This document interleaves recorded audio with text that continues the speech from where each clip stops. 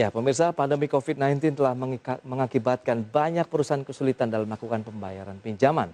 Untuk itu, di saat seperti ini, perusahaan penjaminan dapat berperan menjaga ketahanan ekonomi sehingga ekonomi masyarakat tetap dapat berputar dan suplai barang serta permintaan dapat dipertahankan.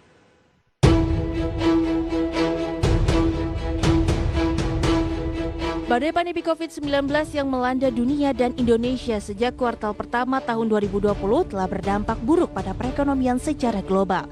Salah satunya adalah permasalahan mengenai rendahnya kemampuan membayar kembali para debitur umum, baik korporasi maupun perorangan, terkait melemahnya dunia usaha dan tempat karyawan bekerja. Otoritas Jasa Keuangan mencatat hingga Mei 2021 nilai outstanding industri penjamin meningkat 18,25% secara tahunan atau year on year menjadi 273,68 triliun rupiah. Nilai tersebut berasal dari 20 perusahaan penjaminan baik dari badan usaha milik negara, pemerintah daerah maupun swasta. Dan jika dirinci, outstanding terdiri dari dua penjaminan yakni usaha produktif sebesar 177,81 triliun dan non-produktif senilai 95,87 triliun rupiah. Dengan jumlah debitur terjamin menyentuh 18,26 juta orang. Kondisi ini pun bisa menjadi momentum bagi perusahaan penjaminan untuk dapat berperan lebih dalam menjaga ketahanan ekonomi masyarakat maupun dunia usaha melalui penjaminan tersebut. Sekaligus menunjukkan peran penting industri penjaminan karena dapat memberikan sokongan bagi kreditur jika debitur one prestasi. Dengan demikian ekonomi masyarakat tetap dapat berputar dan suplai barang serta permintaan dapat dipertahankan, yang pada akhirnya penyerapan tenaga kerja juga kembali terbuka. Berbagai sumber, Aidek Syed.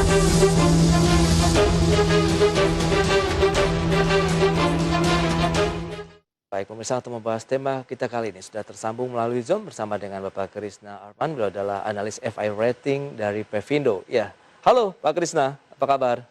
Halo Mas Pras, baik Mas Pras. Ya, terima kasih atas waktunya. Ini menarik berbincang mengenai kondisi pandemi COVID-19. Perusahaan-perusahaan juga banyak yang sudah mulai mungkin terdampak dengan pandemi sehingga ada yang juga mengalami kesulitan ya dalam melakukan pembayaran ataupun kewajibannya. Nah, lantas mungkin bisa dijelaskan terlebih dahulu nih secara umum nih bagaimana dengan gambaran dari industri pembiayaan ataupun penjaminan saat ini nih.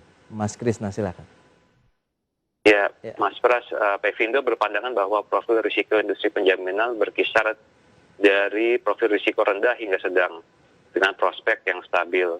Dari sisi pertumbuhan volume, prospek industri tetap menjanjikan meskipun kredit perbankan secara keseluruhan mengalami kontraksi termasuk segmen UMKM. Akan tetapi terdapat kesenjangan yang lebar antara total kredit UMKM di mana sampai bulan Mei itu sekitar 1000-an triliun ya, dengan total volume penjaminan dalam industri yang hanya 200-an miliar, sehingga memang 200-an triliun, sehingga memungkinkan volume penjaminan tumbuh dalam jangka pendek hingga menengah.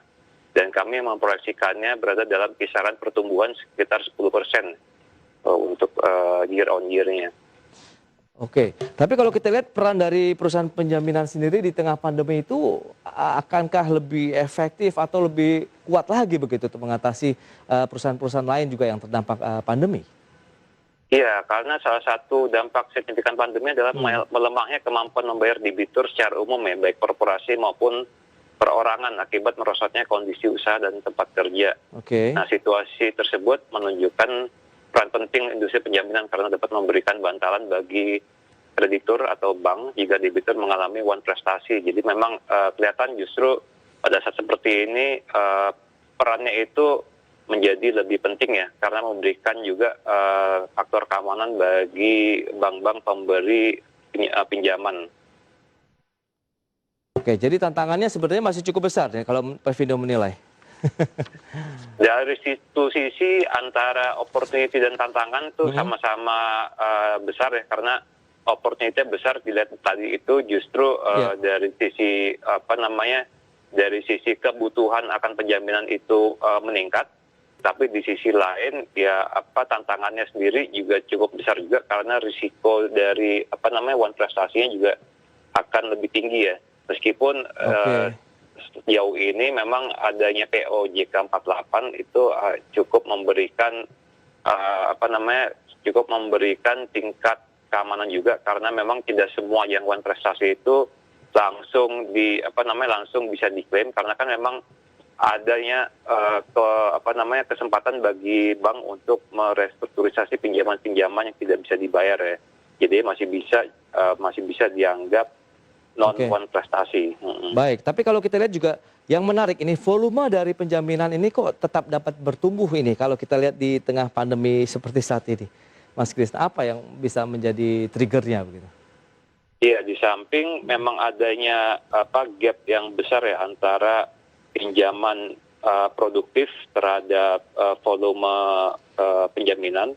Tadi itu kalau dari UMKM kan UMKM yang outstanding itu sekitar 1.000-an triliun, sementara volume penjaminan secara total baru 200-an triliun ya, sehingga memang masih cukup jauh. Yang kedua itu biasanya ada persaingan head to head dengan perusahaan asuransi yang melemahkan profil pendapatan industri penjaminan. Namun pandemi juga berdampak ya pada risk appetite perusahaan asuransi yang pada dasarnya memiliki lini bisnis yang lebih terdiversifikasi ya, sehingga saat ini industri asuransi itu lebih mengcover lini asuransi non kredit ya, khususnya untuk asuransi umum. Lalu yang kedua, perusahaan penjaminan banyak dimiliki oleh Pemda yang berkepentingan mendorong pertumbuhan ekonomi di daerah, sehingga masih banyak peluang penjaminan terkait kredit dari Bank Pembangunan Daerah atau BPD. Yang ketiga, adanya juga program PEN atau Pemulihan Ekonomi Nasional dan partisipasi industri penjaminan dalam program tersebut. Perusahaan penjaminan memiliki hubungan yang erat dengan bank-bank milik negara atau Himbara dan bank pembangunan daerah seperti yang disebutkan sebelumnya, sehingga menyebabkan imbal jasa penjaminan yang lebih tinggi atau meningkat, dan juga peningkatan nilai penjaminan itu sendiri. Jadi ada 3 faktor ya, ditambah faktor yang pertama itu faktor gap yang cukup besar antara outstanding pinjaman atau kredit dengan juga outstanding dari penjaminan itu sendiri. Baik, di satu sisi selain head to head begitu dengan perusahaan asuransi, tapi belakangan ini juga banyak perusahaan-perusahaan penjaminan yang didirikan oleh pemerintah daerah nih. Bagaimana tanggapan dari Pevindo? Sebagian besar perusahaan penjaminan dimiliki oleh pemerintah daerah untuk melengkapi bank pembangunan daerahnya. Dan pemerintah pusat juga untuk mendukung program pemerintah juga ya, khususnya penyaluran kredit kepada segmen mikro dan produktif yang bertujuan untuk meningkatkan kesejahteraan ekonomi masyarakat secara merata. Saat ini portofolio BPD itu banyak di sektor konsumtif ya. Nah, dengan adanya perusahaan penjaminan, diharapkan bisa memperluas financial inclusion atau juga menggenjot sektor produktif hingga menjangkau lebih banyak pelaku UMKM. Hingga kuartal pertama 2021, industri penjaminan terdiri dari 20 perusahaan penjaminan.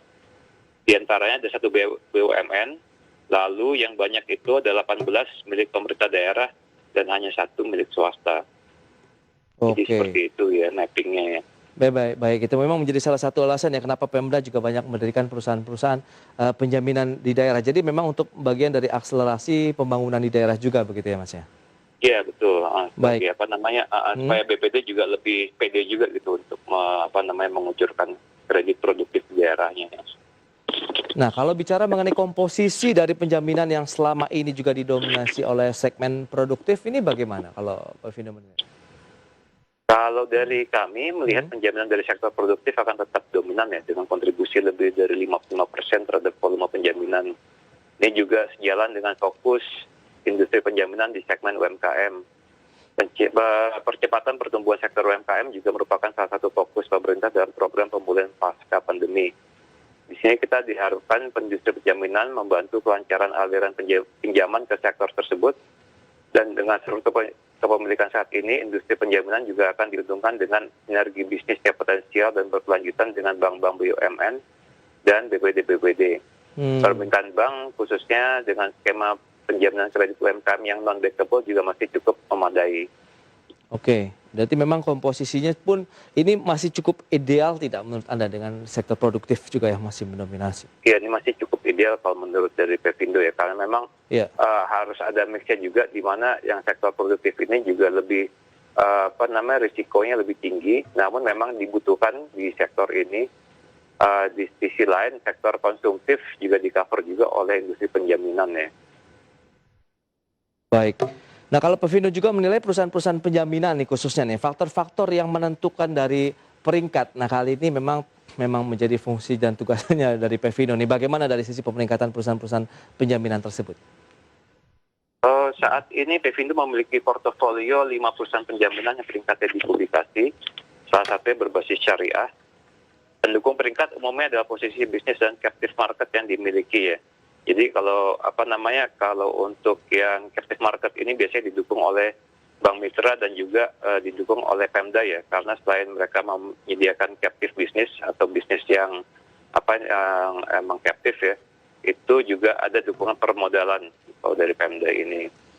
Faktor pembatas umumnya berkaitan dengan risiko kerugian yang melekat pada bisnis ini. Jadi tantangannya dipengaruhi oleh COVID-19 dan risiko yang melekat pada segmen UMKM terhadap kemudian kreditur untuk mengklaim kepada perusahaan penjaminan. Yaitu yang menjadi faktor pembatasnya si Pak Pras.